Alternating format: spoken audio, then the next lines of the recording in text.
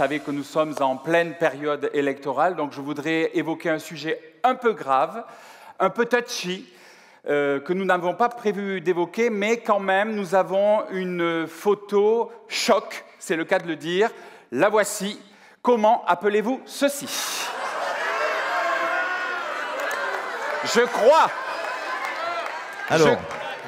Je crois que la réponse est évidente, que tout le monde la connaît. Ça s'appelle une chocolatine.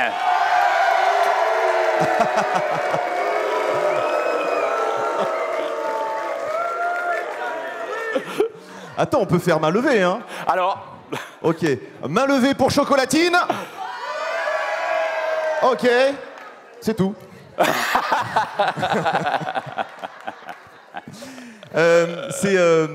C'est le démarrage d'une prise de parole, c'est de savoir, de connaître son public, connaître son auditoire, d'où est-ce qu'il vient. On vous a demandé de vous lever plusieurs fois, de prendre la température de son public. On va s'attarder pendant 1 heure avec Xavier à vous donner les outils, nos techniques de prise de parole pour avoir une prise de parole avec de l'assurance et avec de l'impact. Et l'idée, c'est pendant ces 60 minutes, vous dire ce qu'on ne vous a jamais dit sur la prise de parole. Pourquoi, Xavier, c'est important de connaître son auditoire? Mais il est évident qu'on ne peut pas parler de la même façon quand on travaille devant un BNI plutôt que devant un EHPAD, par exemple, ou alors devant une maternelle. Et pour ça, moi, je me suis inspiré d'une technique que certains connaissent peut-être, qui a été inventée par un psychologue qui s'appelle Taby Keller, qui a inventé une technique qui s'appelle la ProcessCom.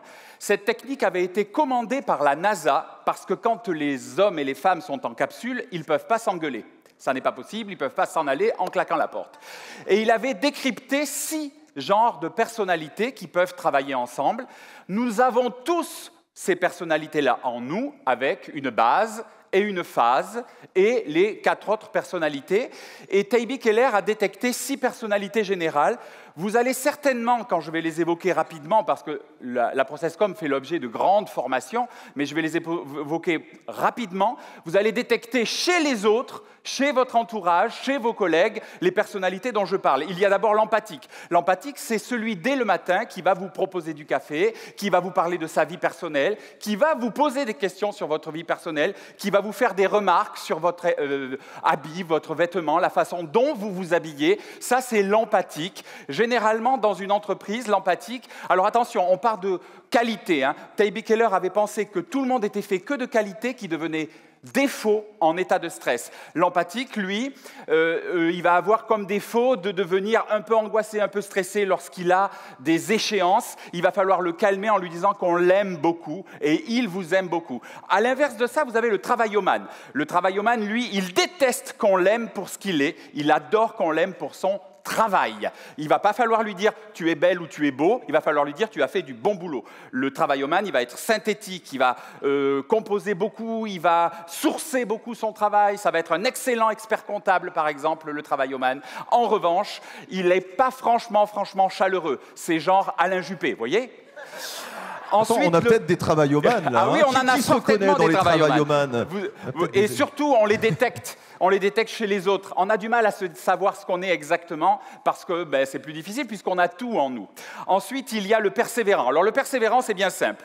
Dès que nous sommes entrés en scène, il s'est fait un avis sur toi et sur moi et il n'en dérogera pas pendant 1 heure et même à vie. C'est-à-dire que la première fois qu'il vous voit, il a un avis, il n'en change pas. Il a des convictions, il n'en change pas. Donc, un travaillomane, c'est extraordinaire. Un persévérant, c'est extraordinaire à condition qu'il vous valide. S'il ne vous valide pas, il ne vous validera jamais. Ensuite, vous avez le promoteur. Alors, le promoteur dans les entreprises, c'est le commercial. Le promoteur, il met le pied dans la porte. Il adore les défis. Il adore qu'on lui dise « toi, tu es le meilleur pour faire ça ». Il adore les défis. Le problème, c'est qu'il pense que tout le monde aime les défis. Donc, il va y avoir un problème avec le commercial, c'est que lui va vendre, mais ne va pas se soucier de savoir si derrière ça suit. Il va dire « écoutez, moi, on m'a demandé de vendre, donc je vends ». Ça, c'est le promoteur. Ensuite, vous avez le rêveur. Ah, le rêveur, je l'adore. C'est celui qui, vous savez, va regarder le prompteur et puis d'un seul coup, il va faire coller papillon, vous voyez ? C'est celui à un restaurant qui va regarder la carte, mais tant qu'il n'aura pas lu tout le menu, il n'aura pas choisi. Et Et en plus, il se sera imaginé chaque plat en les dégustant pour voir quel plaisir il pourrait prendre avec tel plat. Généralement, le conjoint ou la conjointe de rêveur va lui dire « Mais tu vas prendre ça comme d'habitude ». Il va choisir pour lui. Vous connaissez forcément des rêveurs. Attention, le rêveur, il déteste qu'on lui mette la pression, il déteste les échéances de temps, il déteste les échéances en général et il déteste les open space et le bruit. Le rêveur, il a besoin de calme. Par contre, c'est un excellent créatif. Et enfin, il y a le rebelle. Alors le rebelle, c'est celui qui n'est jamais à l'heure, toujours en avance, toujours en retard. Vous lui avez dit de faire un projet A plus B plus C, il va vous faire A plus B plus C'. Jamais exactement comme on lui a dit de faire, mais c'est un excellent créatif. Pourquoi je vous ai parlé de toutes ces personnalités? Parce que dans une assemblée, en tout cas en France, et plus généralement dans les pays industrialisés, la moitié des personnalités sont composées de rebelles et de travaillomanes. J'en suis l'exemple. Moi, je suis en base travaillomane et en phase rebelle. Ça se voit, par exemple, le rebelle à ses vêtements. Il a un côté classique, mais il a un peu transgressé ce côté classique en mettant des fleurs avec des carreaux, par exemple. Là, tu as mis rayures avec carreaux. Alors là, j'ai un peu de tout, ouais, c'est ça. Donc ça, c'est typique du rebelle. C'est très rebelle. Hein. Très rebelle. Donc, la moitié d'une assemblée étant rebelle et travaillomane. Presque ou les loupard, deux, un peu. Hein. il suffit pour prendre la parole, pour séduire au moins la moitié d'une assemblée, il suffit de connaître son sujet, comme ça vous plaisez aux travaillomanes, et de faire un peu d'humour, et là vous plaisez aux rebelles. Voilà comment vous pouvez discuter devant les gens en étant sûr de convaincre au moins la moitié de la salle. Je me projette dans une réunion qu'on pourrait animer, Xavier. Oui, on peut applaudir Xavier. Par contre, on n'a pas le temps d'applaudir entre chaque intervention, si on pouvait juste gagner du temps là-dessus. Je me plonge dans une réunion qu'on peut animer. C'est assez courant de prendre la parole et qu'on ait dans cette réunion celui qu'on appelle le contradicteur. Celui qui refuse tout.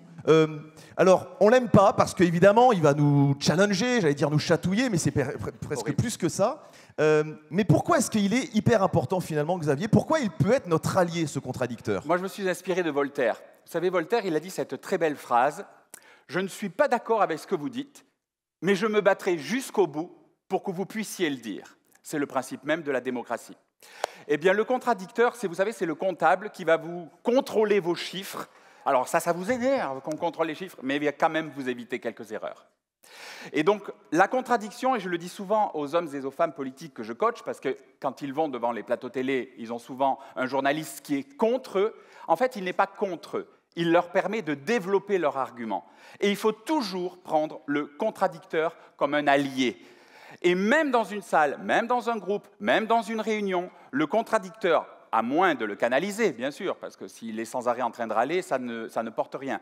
Mais il va vous permettre à vous de développer, pour ceux qui seront hésitants à accepter vos arguments, à les accepter encore plus. C'est pourquoi je dis souvent aux hommes et aux femmes politiques que je coach, aimez votre contradicteur, aimez votre opposant, ça n'est pas un ennemi, c'est un adversaire. Et ça se joue comme au sport, on n'est pas là pour détruire l'autre, mais on est là pour se mettre en valeur soi.